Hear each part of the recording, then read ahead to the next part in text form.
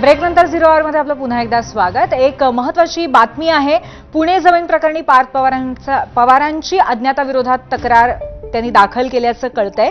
खोट्या सहाय्या घेऊन जमिनीबाबतची पत्र तयार केल्याचा दावा याच्यामध्ये करण्यात आलेला आहे। सगळी पत्र बनावट, त्याच्याशी कोणताही संबंध नाही असं पार्थ पवार यांनी म्हटलेलं आहे। त्यांनी असा दावा केलेला आहे। जबाबदार असणाऱ्यांच्या विरोधात कायदेशीर कारवाई करण्याचा इशाराही त्यांनी दिलेला आहे।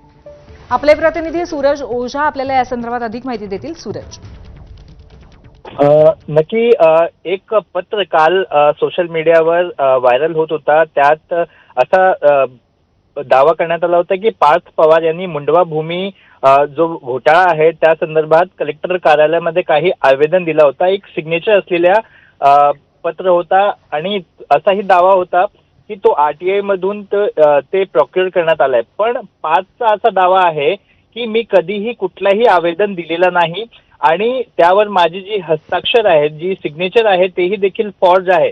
म्हणून हे जे सर्क्युलेट करण्यात आलं आहे तो एक क्राईम आहे आणि जाणून बोलून कोणी करत आहे। त्यामुळे त्यांनी डीसीपी ईओडब्ल्यू पुणे यांच्या कार्यालयात ह्याची तक्रार दिलेली आहे आणि सांगितलेलं आहे की ह्याच्यावर गुन्हा दाखल करा आणि इन्व्हेस्टिगेट करा की ह्यामागे काही कॉन्स्पिरसी आहे का आणि कोणी ह्याला व्हायरल का करतोय। बरं, नक्कीच धन्यवाद सूरज, तुम्ही दिलेल्या माहितीबद्दल। फुटबॉल स्टार लायनल मेसीचा भारत दौरा संपलाय। या दौऱ्यामध्ये त्याने कोलकाता ते मुंबई आणि दिल्ली असा प्रवास केला, पण त्याच्यासाठी सर्वात अविस्मरणीय भेट ठरली ती जामनगर